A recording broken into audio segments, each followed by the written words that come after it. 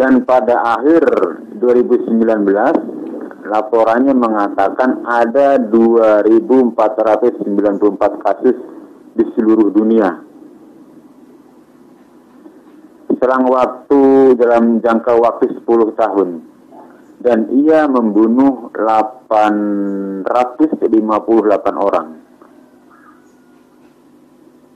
Itu artinya mortalitas atau tingkat kematiannya adalah 34,4%, di mana SARS coronavirus telah menginfeksi 8.098 orang di dunia dan membunuh 774 orang, kurang dari 10% tingkat kematian, yaitu 9,55% tingkat kematian.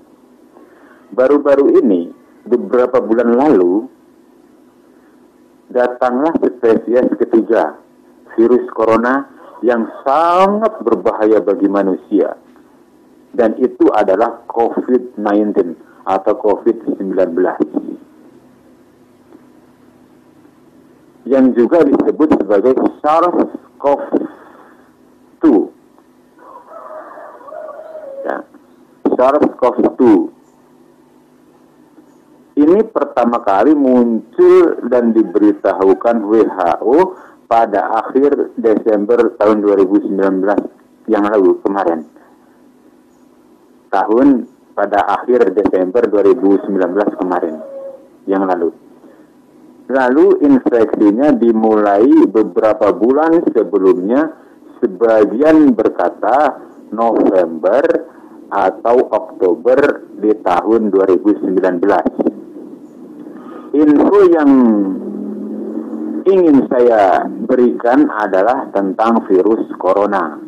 Info yang ingin saya berikan ini adalah tentang virus corona yang merupakan fakta yang sudah ditetapkan. Fakta yang sudah ditetapkan.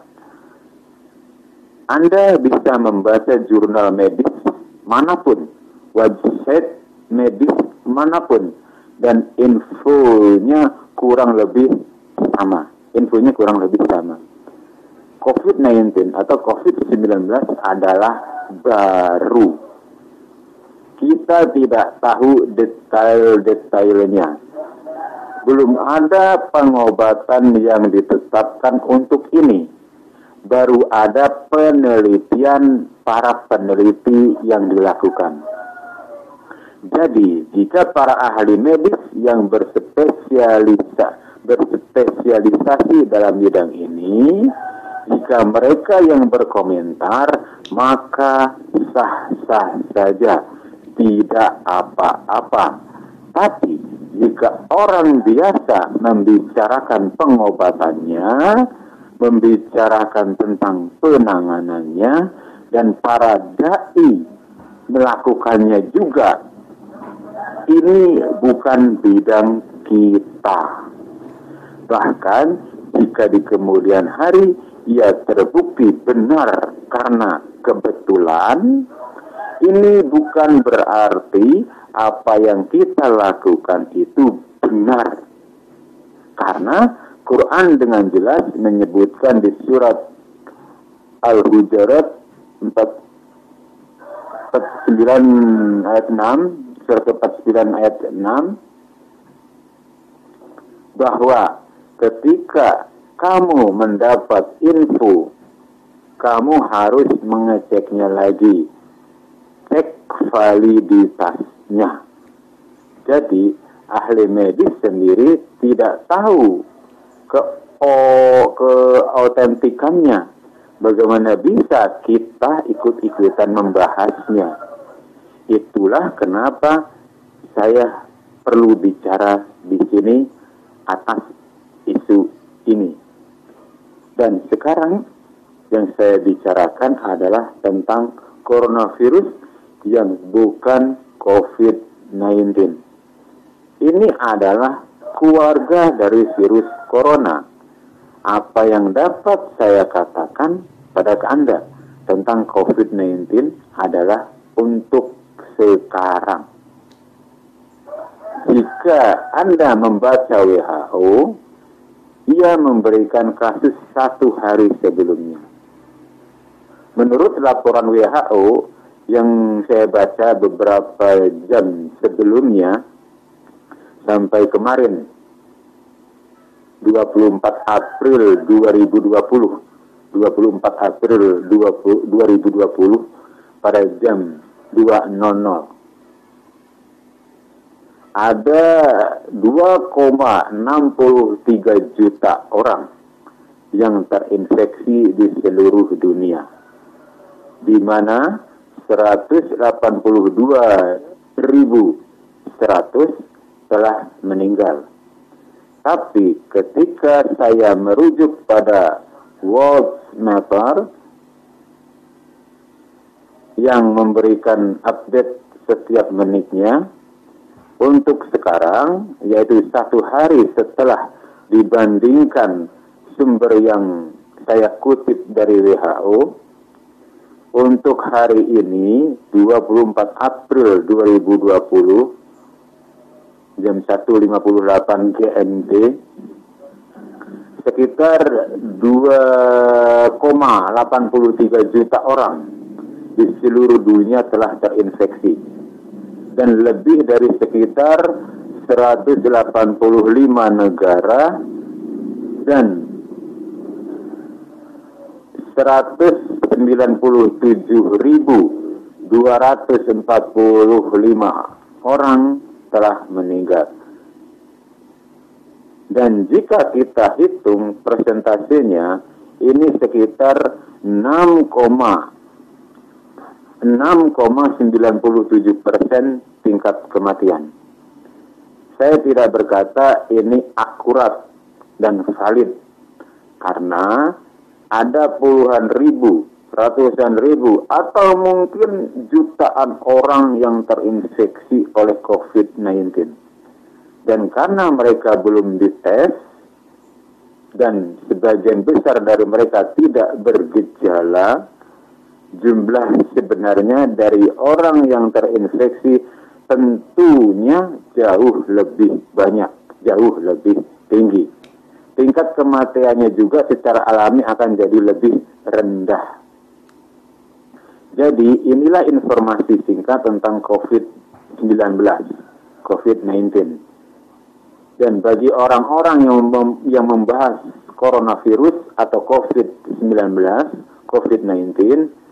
maaf, mari kita pahami dan mencoba mencari tahu apa yang disebutkan di sirah nabawiyah dan para sahabat tentang epidemi atau wabah penyakit.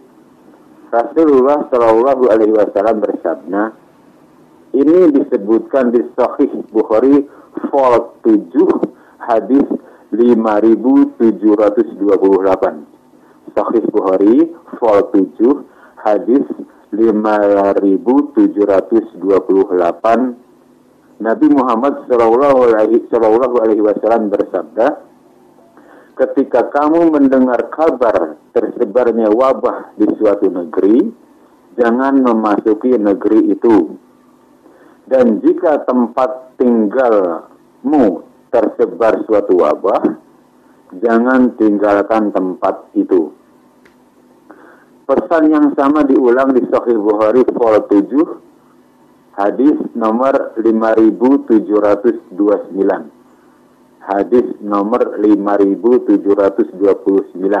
Rasulullah Shallallahu Alaihi Wasallam bersabda bahwa ketika kamu mendengar tentang tersebarnya wabah di suatu negeri, jangan masuki negeri itu. Dan jika di negeri tempat tinggalmu tersebar suatu wabah, jangan keluar dari negeri itu. Jangan melarikan diri dari negeri itu.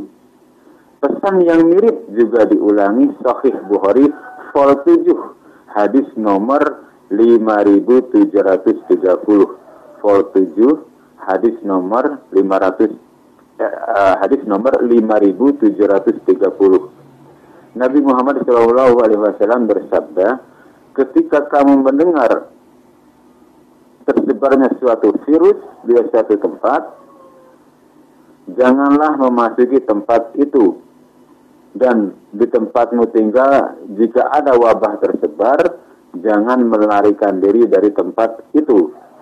Dan ada banyak hadis-hadis seperti ini, di mana hal ini mirip seperti yang kita lakukan pada saat lockdown sekarang ini. Bahwa janganlah menularkan orang lain dengan banyak bepergian keluar. Dan janganlah sampai tertular dengan memasuki tempat di mana wabah terjadi. Ini juga disebutkan dalam Sahih Bukhari vol 7, hadis nomor 5707. 5707, bahwa Nabi Muhammad SAW bersabda, larilah dari penyakit lepra sebagaimana kamu berlari dari singa. Anda tahu, ini karena lepra adalah penyakit menular.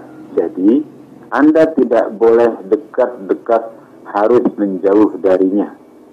Apa yang diberitahukan oleh dunia medis sekarang telah diajarkan oleh Rasulullah Shallallahu Alaihi Wasallam 1400 tahun yang lalu.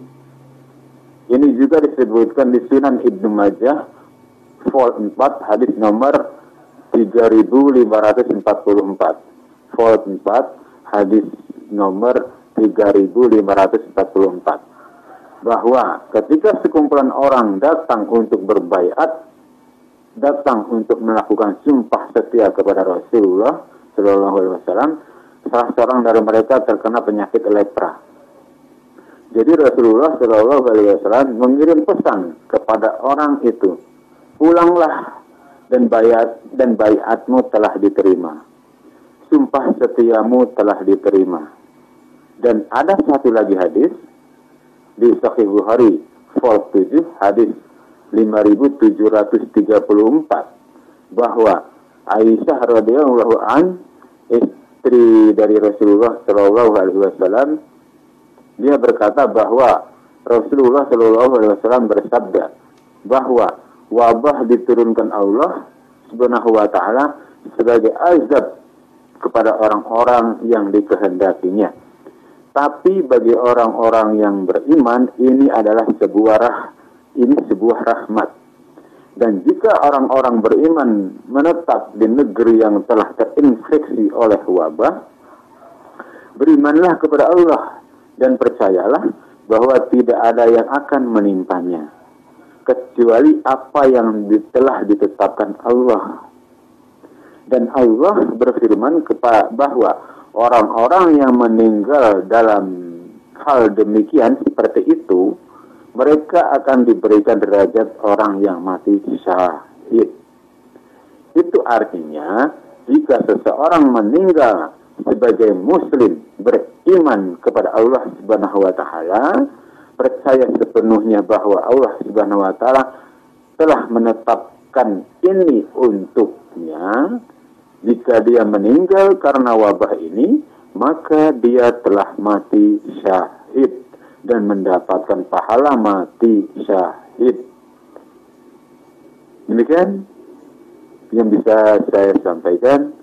Semoga seluruh anggota Harimau Sumatera tidak terperdaya dengan info-info yang tidak benar, tidak tertipu dengan informasi-informasi hoax, dan termasuk juga Anda yang bukan anggota Harimau Sumatera.